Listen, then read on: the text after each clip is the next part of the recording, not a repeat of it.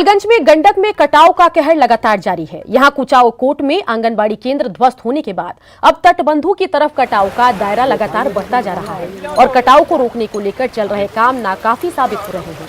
मौके का जायजा लिया हमारे संवाददाता मुकेश कुमार ने। बाढ़ की समस्या कम हुई है, बाढ़ का पानी कम हुआ है, जिससे जो बाढ़ प्रभावित इलाके हैं वहाँ जो पानी का जो जलस्तर है वो कम हुआ है, लेकिन कटाव कम नहीं हुआ है। यहाँ पर आप देखेंगे कि जो ये कुचायकोट का काला मटेनिया पंचायत का ये बिशंबरपुर का वो इलाका है जहाँ पर पिछले कई सप्ताह से यहाँ पर कटाव हो रहा है और कटाव निरोधी काम भी यहाँ पर करने का दावा किया जा रहा है। लेकिन उसके बाद भी 2 दिन पहले आंगनबाड़ी केंद्र गिर गया था और यहाँ पर अभी भी जो गंडक का जो तेज बहाव है वो देखेंगे आप यहाँ पर किस कदर बहाव है यहाँ पर। नहीं, बिल्कुल नहीं सर, बिल्कुल नहीं। यहाँ जो काम हो रहा है पिछले 5-6 सालों से हम लोग कहते रह गए और गांव के गांव करते रहा।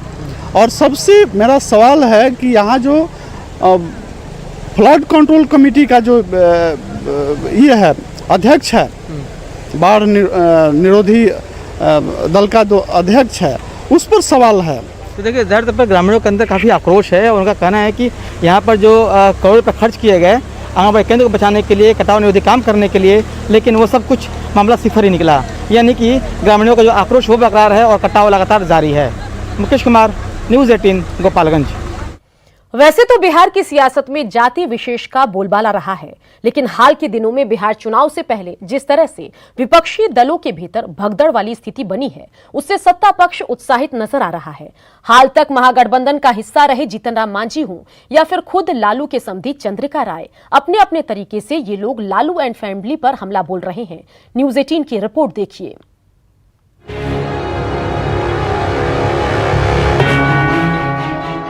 महागठबंधन से बाहर निकलते ही जीतन राम मांझी की पार्टी की ओर से सीधा हमला आरजेडी पर पोस्टर के जरिए किया गया है और राजधानी के चौक चौराहों पर लगाए हुए हम के पोस्टर में मैट्रिक फेल और जंगल राज के युवराज की संज्ञा तेजस्वी को दी गई है।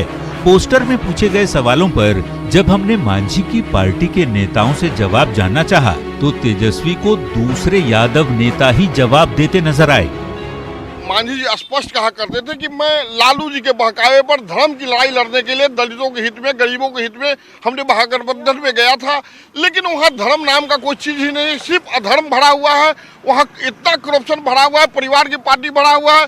हमने बार कोऑर्डिनेशन कमेटी की बात किया लेकिन उन्होंने माना नहीं। सबसे बड़ा सवाल यही है कि कल तक महागठबंधन में रहने के बाद हम पार्टी जो थी वो मुखर नहीं थी, इस कदर मुखर तो कम से कम नहीं थी, लेकिन अब जैसे ही उन्होंने एनडीए का दामन थाम लिया है, अब उन्हें साफ तौर पर यह नजर आने लगा है कि नीतीश कुमार ही दलित के शुभचिंतक हैं और दलितों के लिए वे ही बेहतर काम कर सकते हैं। चलिए, मांझी की पार्टी के विजय यादव तो तेजस्वी पर भड़ास निकाल रहे थे, अब जरा लालू के समधी जी को भी सुन लीजिए, जो लंबे वक्त तक लालटेन थामे रहने के बाद अब लालू की पार्टी छोड़ नीतीश का दामन थाम चुके हैं।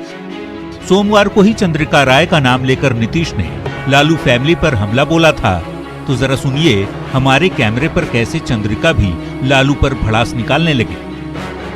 धीरे धीरे आप देखते होंगे कि पढ़े लिखे लोग, जो कि पुराने संस्कारी लोग हैं, वो लोग अलग हटते गए इनसे, लालू जी से। तो मैं समझता हूँ कि मुख्यमंत्री ने ठीक ही कहा है।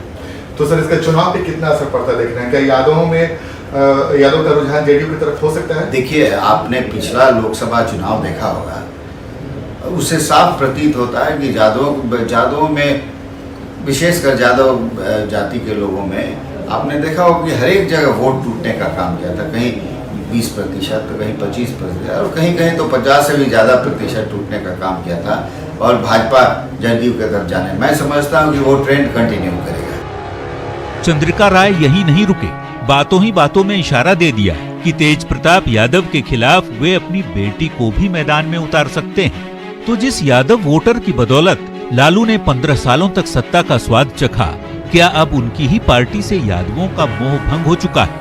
वैसे जिस तरह से आरजेडी में कुछ बड़े नेताओं की नाराजगी खुलकर सामने आ रही है, उसे संभालना शायद तेजस्वी यादव के लिए मुश्किल होगा। न्यूज़ 18 के लिए पटना से संजय कुमार के साथ आनंद अमृतराज की रिपोर्ट। बड़ी खबर मुजफ्फरपुर से, जहां मझौलिया चौक के पास NH 28 पर बस पलट गई। इस सड़क दुर्घटना में 13 लोग घायल हुए हैं। बताया जा रहा है कि साइकिल सवार को बचाने के दौरान बस पलटी और इसके बाद ये हादसा हुआ और दुर्घटना में 13 लोग घायल हुए। इस वक्त की बड़ी खबर आपको बता रहे हैं मुजफ्फरपुर से, जहां मझौलिया चौक के पास NH 28 पर बस पलटी और इस सड़क दुर्घटना में 13 लोग घायल हुए हैं।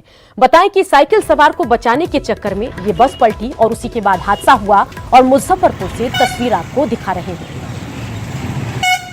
मझौलिया चौक की ये तस्वीर है, पलटी हुई बस और उससे टकराई हुई साइकिल आपको यहां पर नजर आ रही होगी। पुलिस मौके पर पहुंच चुकी है। 13 लोग इस पूरे हादसे में जख्मी हुए हैं।